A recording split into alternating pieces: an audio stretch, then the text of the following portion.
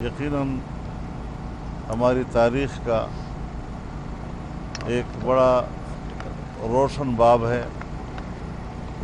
اس دور میں بڑے لوگ دنیا میں آتے ہیں، ایک نصب العین لے کر آتے ہیں، ایک مشن لے کر آتے ہیں، لیکن ڈاکٹر صاحب ان کچھ خوش قسمت لوگوں میں سے ہیں جو اپنا مشن پورا کر کے دنیا سے گئے ہیں، اور انہوں نے پاکستان کو اور پاکستانی قوم کو بہت کچھ دیا ہے۔ اللہ رب العزت ان کی خدمات کو اپنے دربار میں قبول فرمائے، اور اللہ تعالیٰ ان کو جنت الفردوس میں اعلیٰ مقام نصیب فرمائے، اور ان کے تمام لواحقین کو، پسماندگان کو اللہ صبر جمیل عطا فرمائے۔ تو مولانا صاحب، یہ جو آج کل نوٹیفیکیشن رکنے والا ہے، کوئی ایک سلسلہ چل رہا ہے، جو D G I S I کا پریس ریلیز آ جاتی ہے کہ نوٹیفیکیشن ان کو تعینات کر دی کہ نوٹیفیکیشن ابھی تک نہیں ہوتا۔ وزیر اعظم اور آرمی چیف کے اختلافات بھی سامنے آتے ہیں، وفاقی وزراء تسلیم کرتے ہیں کہ معاملہ حل کی طرف جا رہا ہے۔ چیئرمین نیب کے کام میں جاری رکھنے کا نوٹیفیکیشن ایک ہفتے سے نہیں، وہ بھی غیر قانونی تصمیم میں بیٹھے ہوئے ہیں۔ ابھی خبر آئی ہے 2 منٹ پہلے۔ دیکھیے، لمحہ و لمحہ صورتحال تبدیل ہو رہی ہے، اور ہمیں فکر اس بات کی ہے کہ پاکستان کو کوئی نقصان نہ پہنچے، اور پھر ہمارے ایک واحد منظم ادارہ ہے جو عوام کی ایک آخری امید ہوا کرتی ہے۔ اس حوالے سے جو بدقسمتی سے ملک کا حکمران کہلایا جاتا ہے، جو ہماری نظر میں نہیں ہے، لیکن جہاں اسے پورے ملک کو برباد کیا ہے، معاشی لحاظ سے برباد کیا ہے، عام آدمی جو ہے وہ کرا رہا ہے، اسی طرح ہمارے ملک کے منظم ادارے کو جو نقصان ان چند دنوں میں اس نے پہنچایا ہے، شاید پاکستان کا دشمن ہمارے اس ادارے کو اتنا نقصان نہ پہنچا سکے۔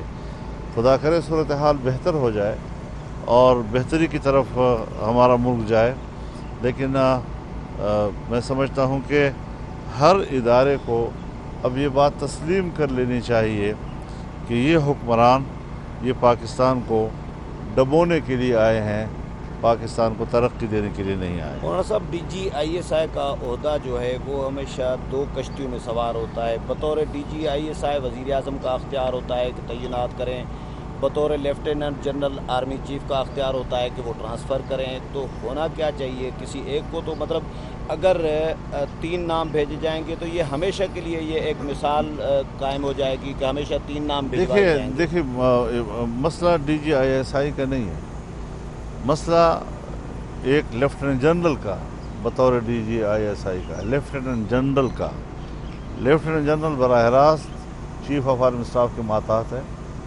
اور اس کی خدمات، اس کا تعین اس کے اپنے باس نے کرنا ہوتا ہے۔ یہاں پر چونکہ آئی ایس آئی کے حوالے سے کوئی ایکٹ موجود نہیں ہے، اور ایک ایگزیکٹو آرڈر کے تحت بعض دفعہ ہم اس کو کہتے ہیں کہ یہ اختیارات حسن کی حد تک ہے، یہ اختیار اس حد تک نہیں کہ اس پہ ڈٹ جائے کوئی اور کہے کہ میں دستخط نہیں کروں گا، میں سمری پہ دستخط نہیں کرتا، میں نوٹیفیکیشن جاری نہیں کرتا۔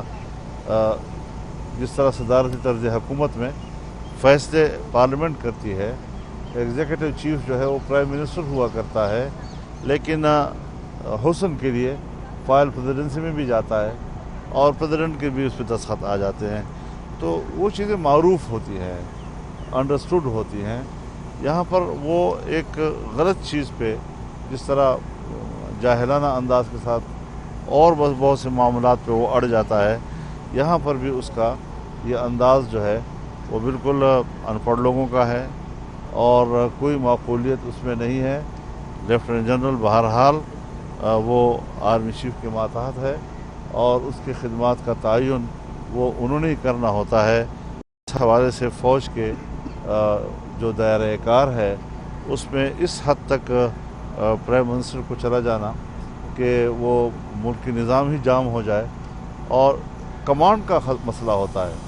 اب جو شخص پبلک کو، ان کے اپنے محکمے کو پتہ چل گیا کہ میرا باس جو ہے وہ یہاں سے چلا گیا ہے یا جانے کو ہے، تو اس کا کمانڈ کمزور ہو جاتا ہے. تو جہاں پر وہ ہے وہاں پر بھی اس کے کمانڈ کا ختم ہو جاتا ہے.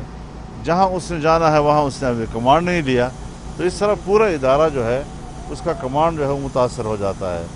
تو یہ حشر کیا ہے ہمارے جو یونٹی آف کمانڈ کا ذمہ دار کہلاتا ہے کہ کمانڈ کا بیڑا ہی غرق کر دیا انہوں نے. لیکن مولانا صاحب آپ ہمیشہ سے یہ مطالبہ کرتے ہیں دوبارہ ہم اسی جگہ پہ آ کے کھڑے ہو گئے ہیں جہاں پہ آج سے 22 سال پہلے تھے.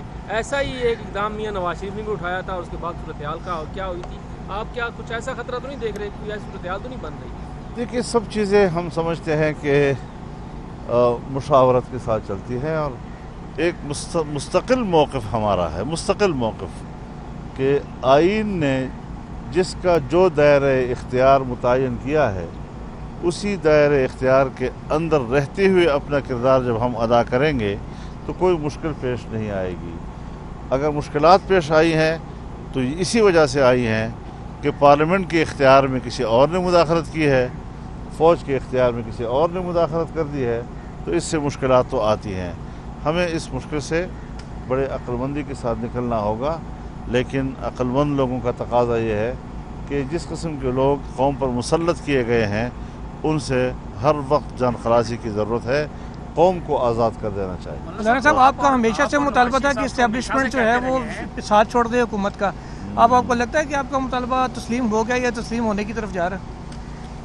تکوینی طور پر شاید ادھر ہی چلا جائے.